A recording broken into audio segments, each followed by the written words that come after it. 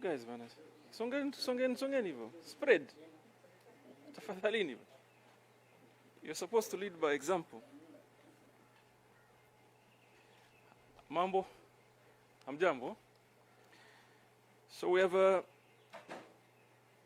brief statement to make, basically on our preparedness when we get to a point of a total lockdown, over which some of us believe strongly that is the direction to take. So following the Executive Order number 2 of February 28th, 2020, from the President, various measures have been taken to contain COVID-19 pandemic in Kenya. These include quarantine, isolation, testing, treatment, and other recommendations on social distancing.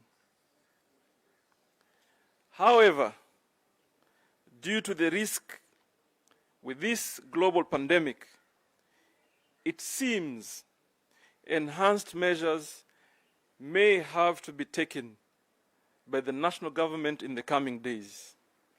And this may include a total lockdown of the country to be able to enforce enhanced social distancing.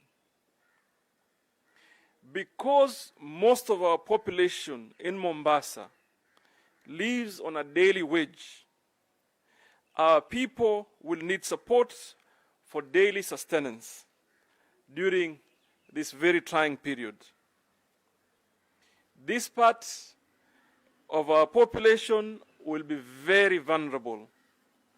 It is my job as the governor of Mombasa to ensure that my people are adequately taken care of in the event of a total lockdown in the country.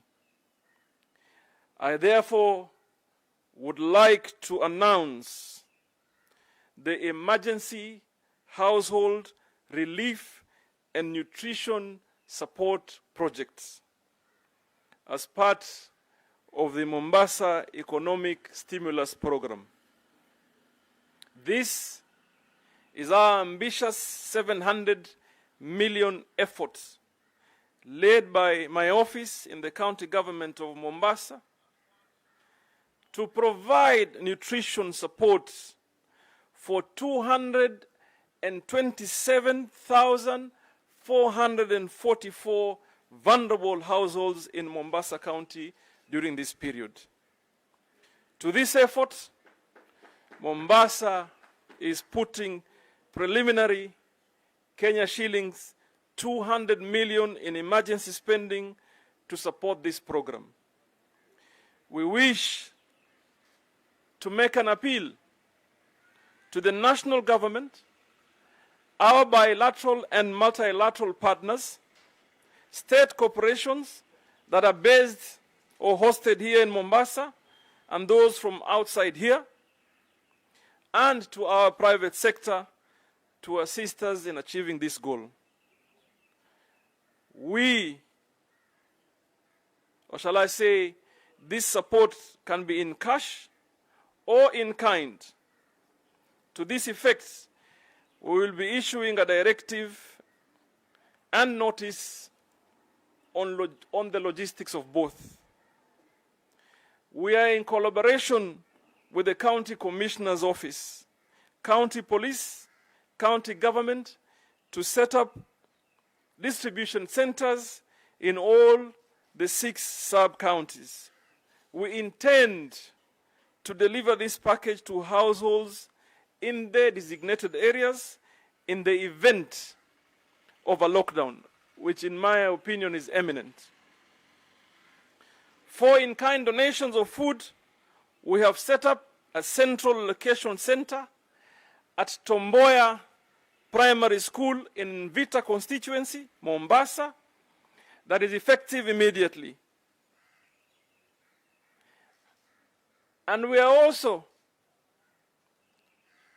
warning food traders, commodity traders, that we are watching you very, very closely in the event that you think this may be a business opportunity for you to increase the prices. Let me assure you, at our level, the county government and the national government, we shall come for you. This is a matter that can never be and shall never be entertained at this very trying moment in our country. It is important at this time we come together as a people to be able to defeat this virus. This is a brief statement that we have put together because we believe here in Mombasa, like other parts of the world, and the measures that they have taken to be able to defeat this pandemic.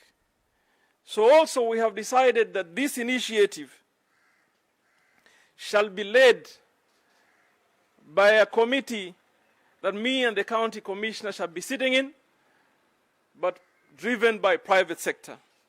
So we have appointed Mr. Abdul Samji as the chairman of the committee, Mr. Said Salim Taib from Kitui Flour Mills as a member of the committee, Ms. Jacqueline Waihenya as a member of the committee, Mr. Mahmoud Noor, the chairman of Red Cross Mombasa, as a member of the committee, and Ms. Julian Muga, regional manager, APSA Kenya, as a member of the committee. And we shall be reviewing to see if we need broader representation. So this is what we want to say to you today, and we welcome any question. Governor, mine is just a request. For the sake of that, Mama in Matunde, can you just tweet in Swahili? Okay. Tuko hapa leo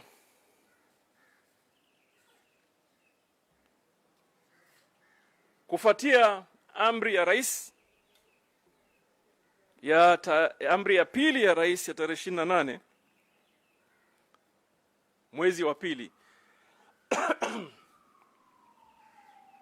mwaka wa 2020 kwamba kuna hatua hasusan za kuweza kupigana na janga la COVID-19.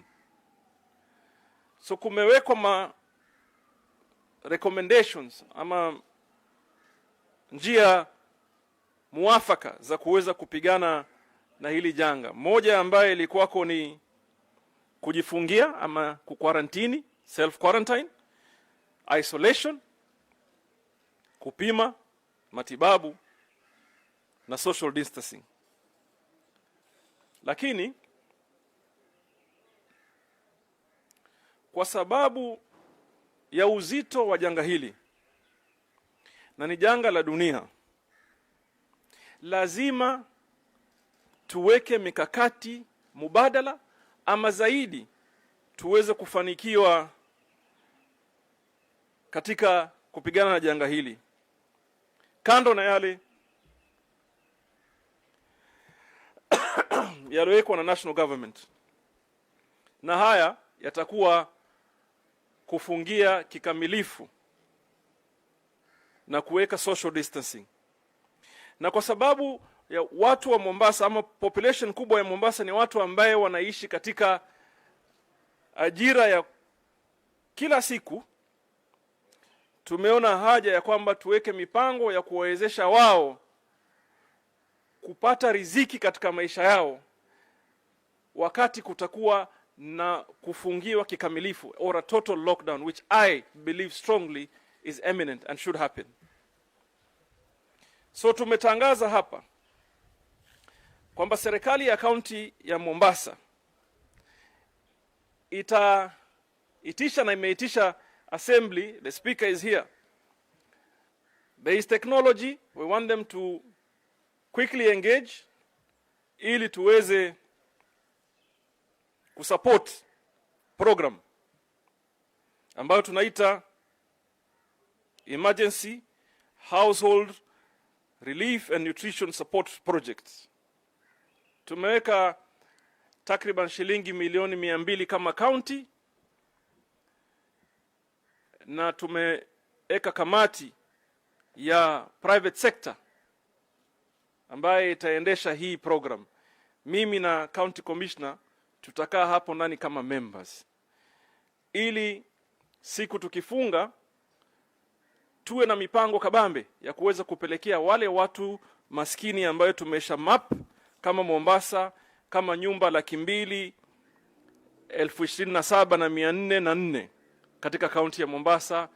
We are putting logistics kwamba kuweza kuwapelekea majumbani kwao, ambayo itafanywa na ushirikiano wa county commissioner, mimi na other government agencies. So tunauliza yale mashirika ambayo yako Mombasa wajitolee, na mashirika ambayo hayako Mombasa wajitolee, na washirika wa kiserikali wajitolee, na kila mtu mwenye uwezo.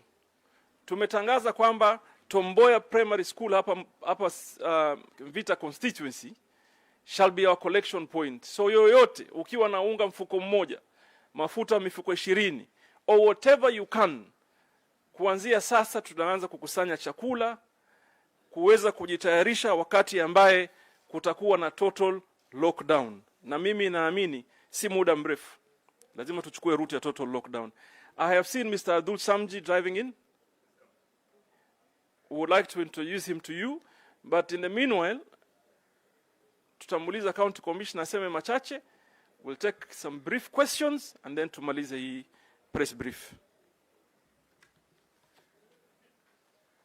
Naam, asante Mheshimiwa Governor.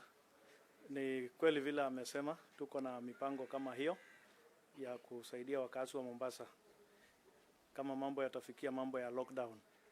Na sisi tutashirikiana kwa sababu hii mambo ni mambo ya multi agency. Tutashirikiana na serikali ya county na pia washikadau wengine kuhakikisha kwamba ingawaje kuna mambo ya lockdown, lakini mwananchi wa kawaida atakuwa na comfort ya kuweza kuendelea na maisha yake. Jambo ningesema tu ni kwamba tunaomba watu yetu wabakie manyumbani mwao, wasije wakatembea, wabakie nyumbani. Hiyo ndio dawa tu ambayo itatusaidia kuzuia magonjwa haya kutembea. Kwa hivyo ombi ni kwamba tafadhali watu wabakie nyumbani kwa wakati huu. Hiyo tu ndio nitakayosema. Asante.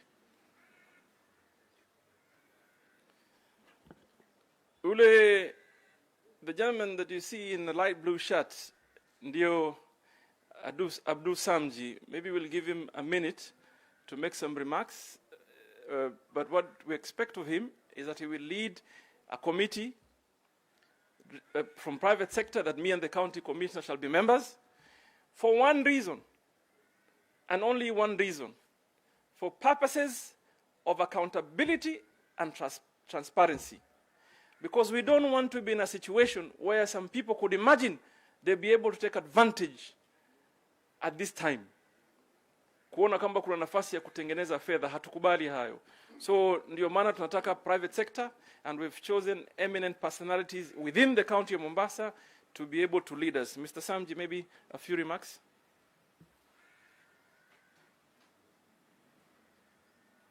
Thank you, Mr. Governor. My fellow being from Mombasa, first of all, I must say thank you to you, Mr. Governor, for taking this bold initiative that you've taken today to do much more as far as the coronavirus is concerned to protect our people of Mombasa. The private sector is with you. We shall make sure that you get the support of the private sector in Mombasa. We have always been with you in many of your projects and your ventures. This is something which is close to everybody's heart, and I think that together, if we follow the directives that the county and the governor are giving to all the Mombasa people, we will be able to fight this crisis and be able to flatten the curve. At the moment, I think what we are seeing all over, not only in Kenya, but all over the world, is that the cases are rising. And the cases are rising because people are not taking heed of the advice given by the health authorities and by the governments. And I think sometimes we have to take some very specific measures like what the governor is saying to make sure that this curve is flattened, and sometimes we have to discipline our own people in Mombasa for their own good. So, Mr. Governor, I want to assure you that the private sector, and we shall work together very closely with you to make sure that whatever we do in terms of finance, administration is transparent, very much transparent. Thank you. Thank you, Mr. Samji. Muna maswali? Nasema.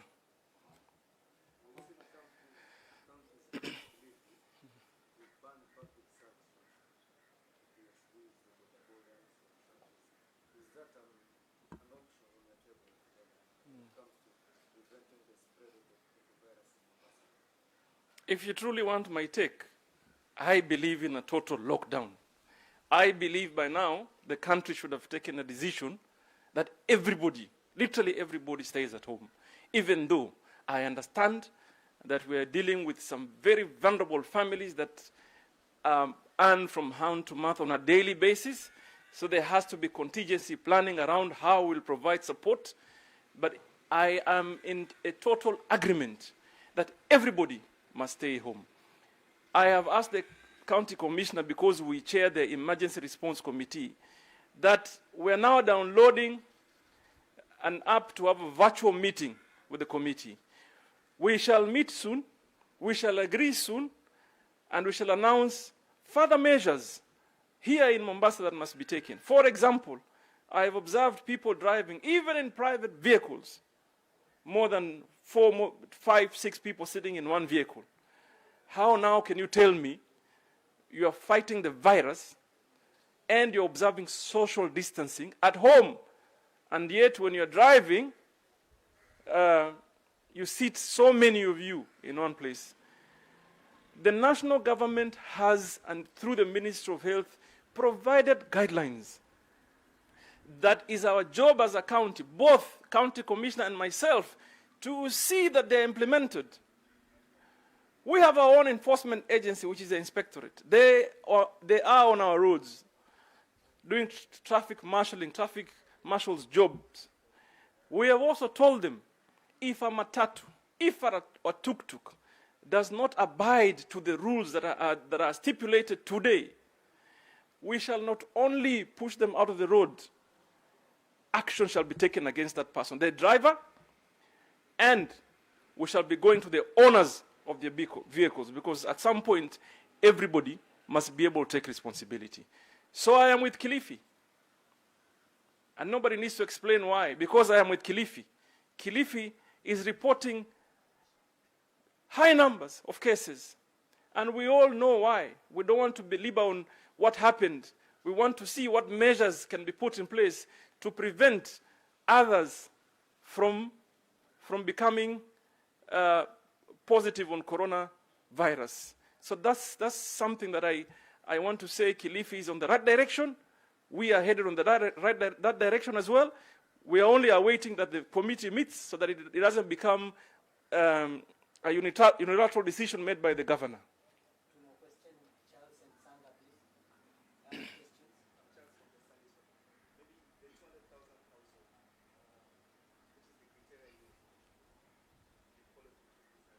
Well, it doesn't require rocket science. We've done the mapping for the last 4 days. Our teams, the national administration teams, chiefs and sub-chiefs, the sub-county administrators, our political leaders, we know where the poor population resides.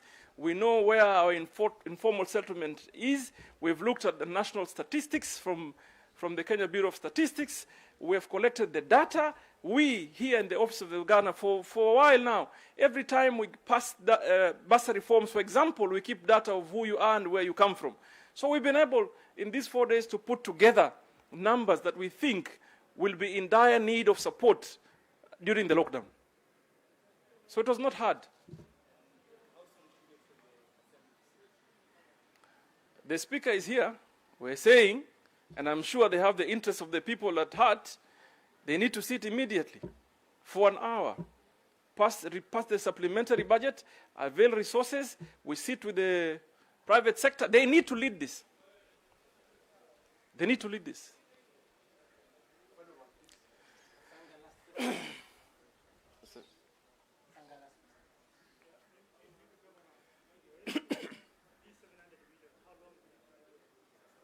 You see, we don't have 700 million as the county government.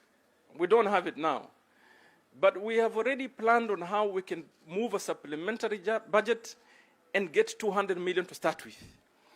And now we are appealing to well-wishers, to the business community, to our partners, both here, nationally and internationally, to come forward, to mobilize resources for us, to mobilize food for us, so that we put measures in place in that we get to a point, and I believe we should, on a total lockdown, families should not suffer.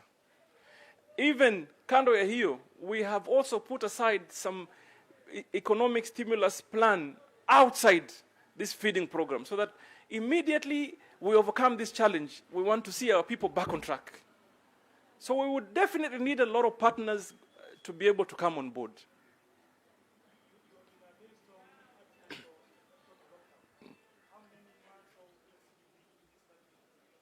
If you asked me, the country should have been on total lockdown yesterday, if you asked me.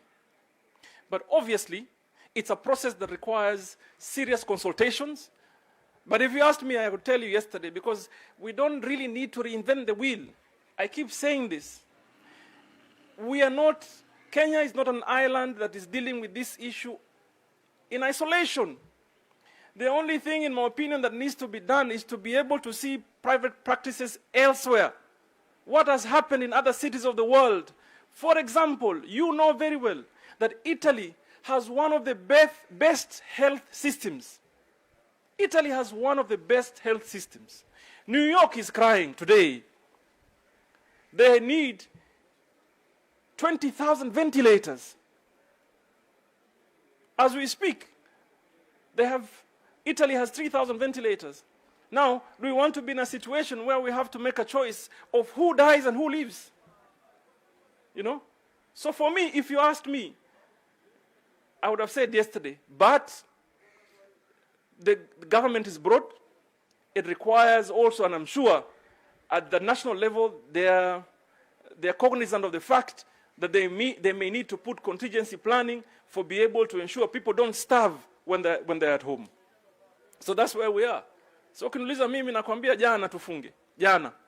Lakini naelewa kwamba kuna mipango mpaka yawekwe ambayo sasa watu wanayezungumzia na ni lazima tuyazungumzie. Asanteni sana. Where is my sanitizer, my friend?